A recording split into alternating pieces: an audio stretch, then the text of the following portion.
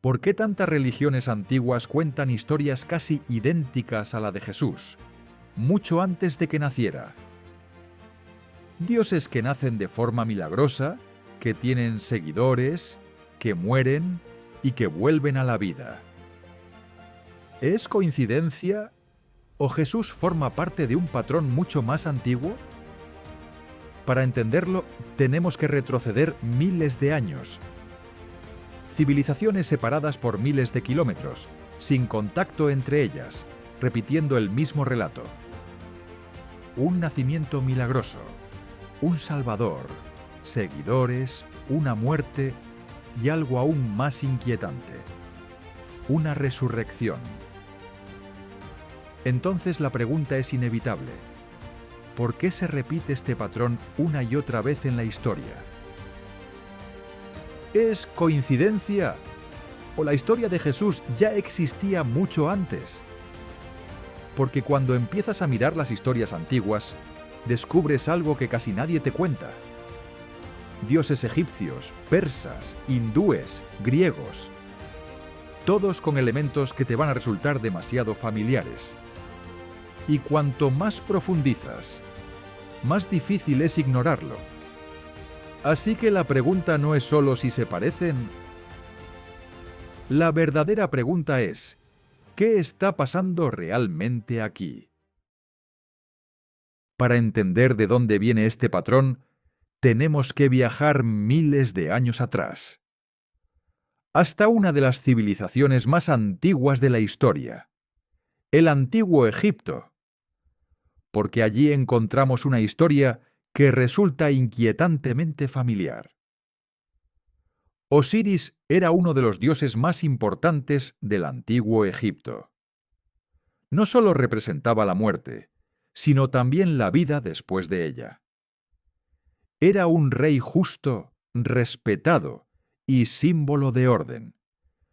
Pero su propia historia comienza con una traición. Su hermano, Set, lo engañó, lo asesinó y desmembró su cuerpo. Sus restos fueron esparcidos por todo Egipto. Pero entonces ocurre algo clave. Isis, su esposa, recorre el mundo, reconstruye su cuerpo y le devuelve la vida. Y aquí es donde empieza el paralelismo. Una figura divina que muere y vuelve a la vida. Una historia que no termina con la muerte, sino que la supera. Pero hay una diferencia importante. Osiris no regresa al mundo de los vivos como Jesús. En lugar de eso, se convierte en el Señor del más allá, el juez de los muertos. Aún así, la idea ya estaba ahí. Muerte, resurrección, vida después. Y lo más inquietante es que esto es solo el principio.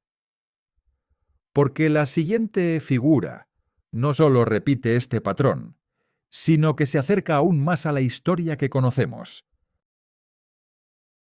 En el Antiguo Egipto, después de la historia de Osiris, aparece una figura aún más interesante: Horus. Horus es el hijo de Osiris e Isis, y su historia comienza incluso antes de nacer.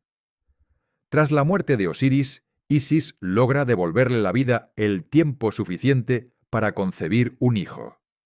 Ese hijo será Horus, un nacimiento que desde el inicio ya está rodeado de elementos extraordinarios, pero no es un nacimiento tranquilo. Horus nace marcado por el conflicto.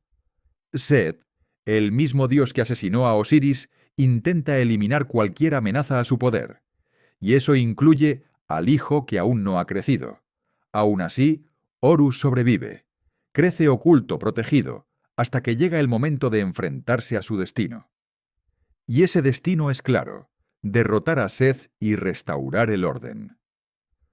Cuando Horus alcanza la madurez, se enfrenta a él en una serie de batallas que representan algo más que una lucha entre dos dioses. Es el enfrentamiento entre el orden y el caos, entre el bien y el mal. Finalmente, Horus vence, y con su victoria se convierte en el heredero legítimo, restaurando el equilibrio que había sido destruido. Pero aquí es donde el paralelismo empieza a hacerse más evidente. Horus es el hijo de una figura divina. Su nacimiento está marcado por circunstancias extraordinarias. Su vida está definida por una misión: vencer al mal y restaurar el orden. Y su historia lo convierte en una figura central para la salvación del equilibrio en su mundo. Sin embargo, también hay una diferencia importante. Horus no muere ni resucita como figura redentora. Su papel no es sacrificarse por la humanidad, sino recuperar el orden perdido. Aún así, los elementos ya están ahí. Un hijo divino, una amenaza desde el nacimiento, una misión, una lucha contra el mal. Y lo más inquietante es que esta estructura empieza a repetirse, porque la siguiente figura no solo comparte estos elementos, sino que introduce algo aún más cercano a la idea de salvación.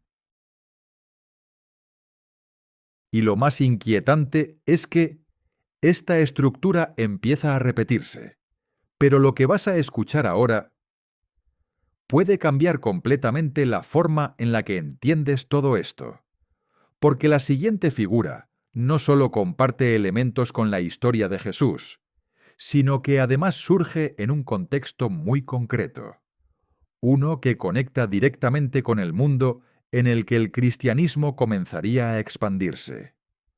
Hablamos de Mitra. Mitra era una deidad originaria de Persia, pero su culto se volvió extremadamente popular dentro del Imperio Romano, siglos antes y durante los primeros años del cristianismo. No era una religión abierta para todos, era un culto iniciático, reservado principalmente para soldados. Hombres que se reunían en templos subterráneos, donde realizaban rituales secretos y compartían ceremonias que simbolizaban algo mucho más profundo. Mitra era visto como una figura de salvación, un mediador entre los humanos y lo divino. Alguien que ofrecía protección, guía y una promesa de vida más allá de la muerte.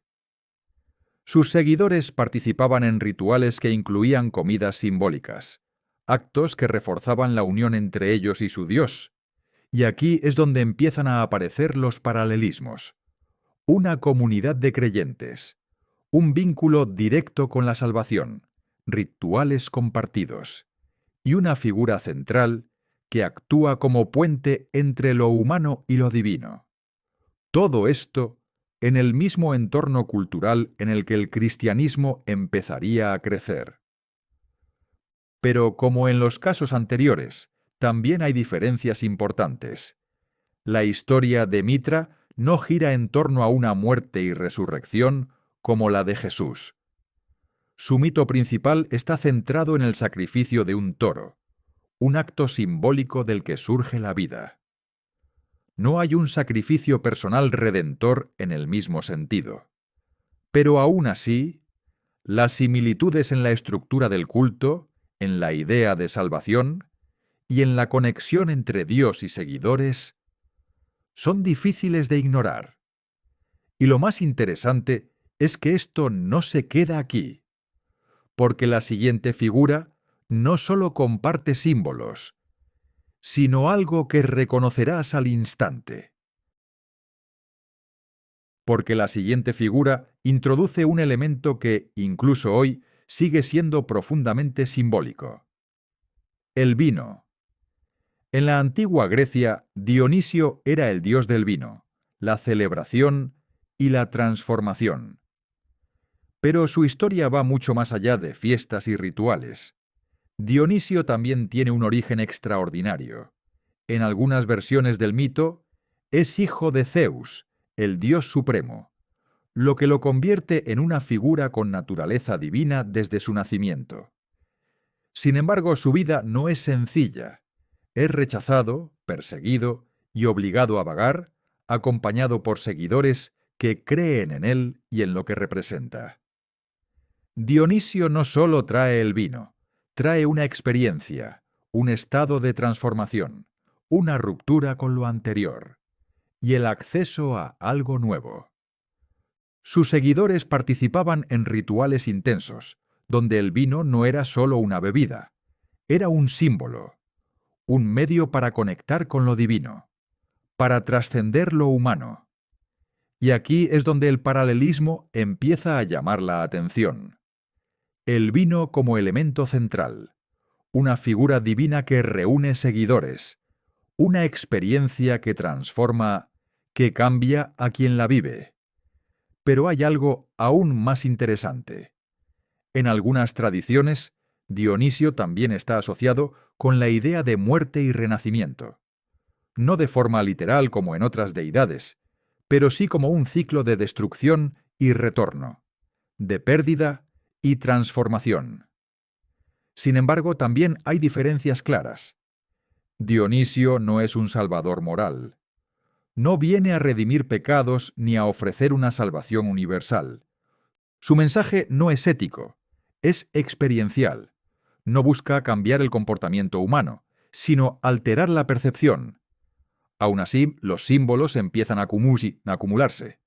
El vino, la transformación, los seguidores, la conexión con lo divino.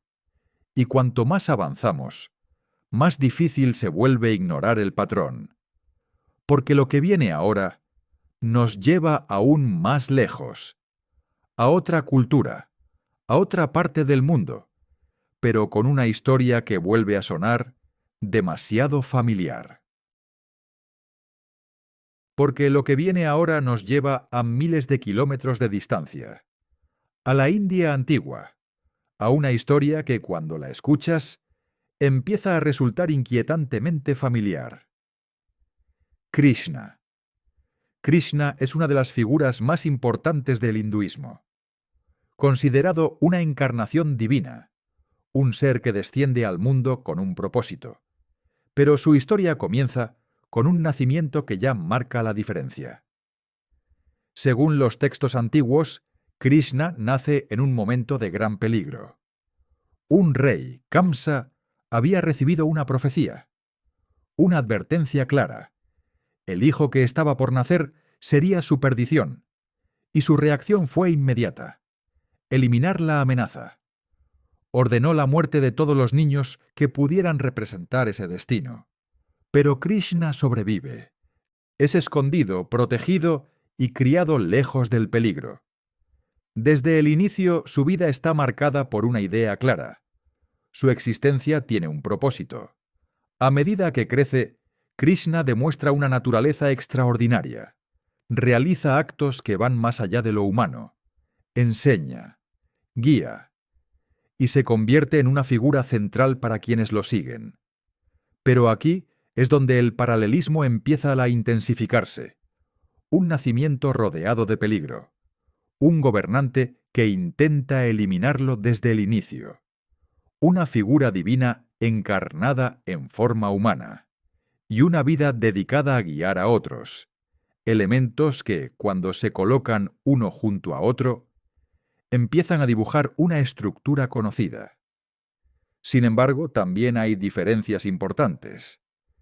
Krishna no viene a morir por la humanidad. Su papel no es el sacrificio redentor, es parte de un ciclo más amplio, de múltiples encarnaciones, de una visión del mundo donde lo divino se manifiesta una y otra vez. Aún así, la historia vuelve a repetirse: el nacimiento, la amenaza, la misión. Y cada vez resulta más difícil pensar que todo esto es simple coincidencia. Porque lo que viene ahora no habla de dioses, sino de un hombre cuya historia cambiaría el mundo. Porque lo que viene ahora no está en Egipto, ni en Grecia, ni en la India. Está mucho más cerca, en la península ibérica, mucho antes de Roma, mucho antes del cristianismo. Existía una figura que, hoy, casi nadie recuerda: Endobélico, un dios venerado por los pueblos prerromanos, especialmente en la zona de la actual España y Portugal.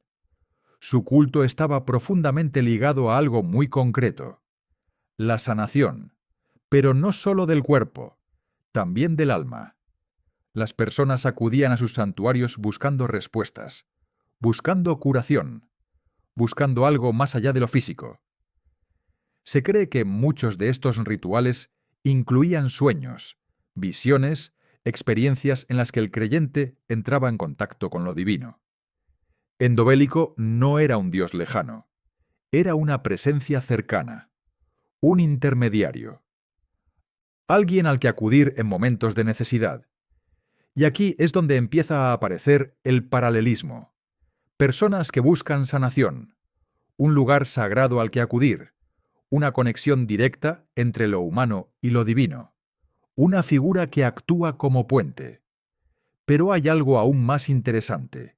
Incluso después de la llegada de Roma, y más tarde del cristianismo, su culto no desapareció de inmediato. En muchos lugares simplemente cambió de forma, se transformó, se adaptó, como si la necesidad que representaba no pudiera desaparecer del todo. Y aunque Endobélico no muere ni resucita, ni encarna una historia de salvación universal, representa algo fundamental, la conexión directa con lo divino, la búsqueda de sanación, la necesidad de creer que hay algo más.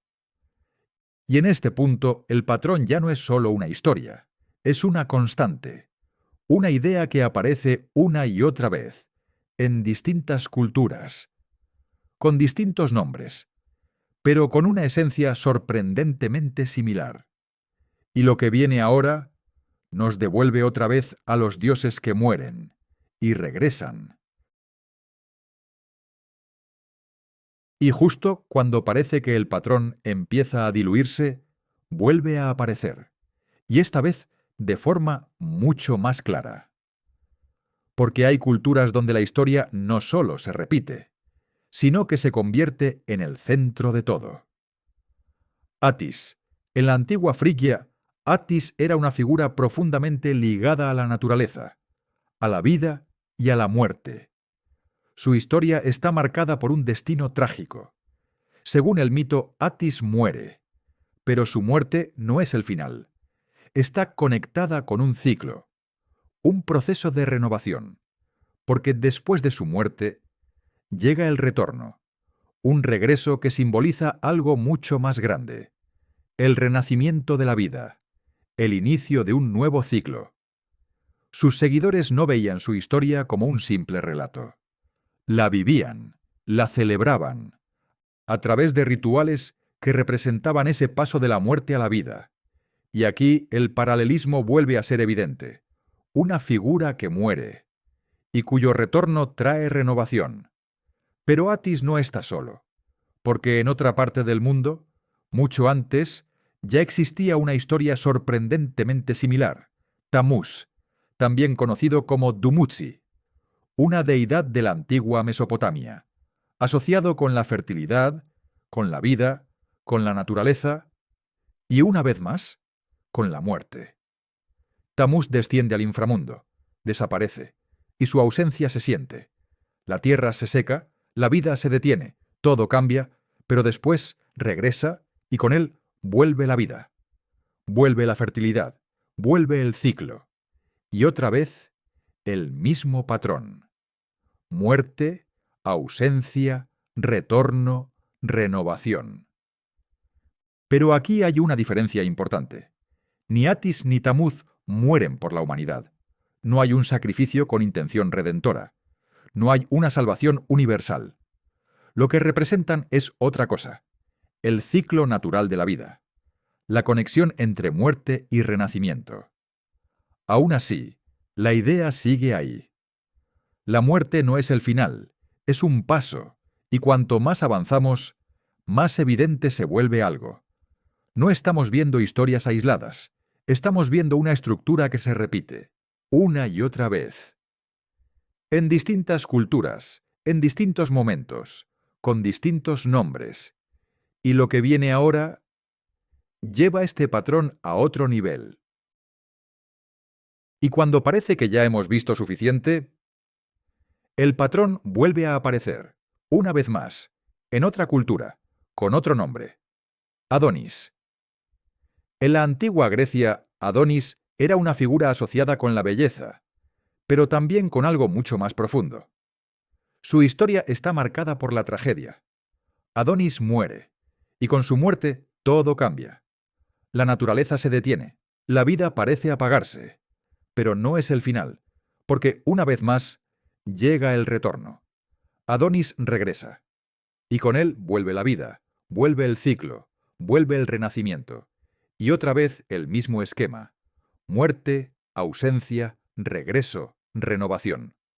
Una estructura que ya hemos visto repetirse una y otra vez, pero aquí no hay redención, no hay salvación universal, solo el reflejo de algo que parece formar parte del propio mundo natural. Aún así, la idea sigue siendo la misma. La muerte no es el final, es una transición, y justo cuando parece que todo gira en torno a este ciclo, aparece algo diferente, un cambio, una nueva forma de entenderlo todo: Zoroastro. En la antigua Persia, siglos antes del cristianismo, surge una figura que no habla de ciclos naturales, sino de algo mucho más directo: el bien y el mal. Zoroastro introduce una idea poderosa: el mundo no es neutral, es un campo de batalla, donde cada acción importa, donde cada decisión tiene consecuencias, y donde, al final, habrá un juicio, una separación, una victoria del bien sobre el mal. Y aquí el paralelismo ya no está en la historia, sino en el concepto: un orden moral, una lucha, una dirección, una idea de que la vida no termina aquí. Y en este punto todo empieza a conectarse, porque ya no estamos viendo solo relatos similares. Estamos viendo cómo distintas culturas, en distintos momentos, empiezan a construir las mismas ideas, desde ángulos diferentes, pero con una base sorprendentemente común. Y cuando unes todas las piezas, la pregunta ya no es si se parecen. La pregunta es otra, y es mucho más difícil de ignorar. Y lo más inquietante es que, incluso después de todo esto, el patrón no desaparece, se transforma, se adapta, y aparece de nuevo en distintas culturas. Adonis, en la antigua Grecia, representa una vez más ese ciclo de muerte y retorno, una figura que desaparece y cuyo regreso simboliza el renacer de la vida. Pero ya no es solo una historia, es una idea que se repite, y que parece estar profundamente arraigada en la forma en la que el ser humano entiende el mundo. Y entonces llegamos a algo diferente: no a un Dios que muere y regresa, sino a un hombre que cambia la forma de entender el bien y el mal. Zoroastro. En la antigua Persia, siglos antes del cristianismo, Zoroastro introduce una idea que marcaría la historia para siempre: la lucha entre el bien y el mal, la existencia de un juicio, la idea de que las acciones humanas tienen consecuencias más allá de esta vida, conceptos que con el tiempo aparecerán también en otras religiones, y en este punto todo empieza a encajar. Porque ya no estamos viendo solo similitudes en historias concretas, estamos viendo patrones, ideas que se repiten, estructuras que aparecen una y otra vez, en culturas que en muchos casos ni siquiera tenían contacto entre sí. Y entonces la pregunta cambia. Ya no es si estas historias son iguales. La verdadera pregunta es otra. ¿Por qué? ¿Por qué tantas civilizaciones diferentes contaron relatos tan parecidos? ¿De dónde viene esta necesidad de un salvador, de una figura divina, de una muerte que no es el final? ¿Es coincidencia? ¿Es influencia cultural? ¿O es algo más profundo, algo que forma parte de la naturaleza humana? Y cuando llegamos a este punto, la historia de Jesús deja de ser solo una historia aislada y pasa a formar parte de algo mucho más grande. Un patrón que ha acompañado al ser humano durante miles de años. Una forma de intentar entender la vida, la muerte y lo que puede haber después. Y ahora la decisión es tuya.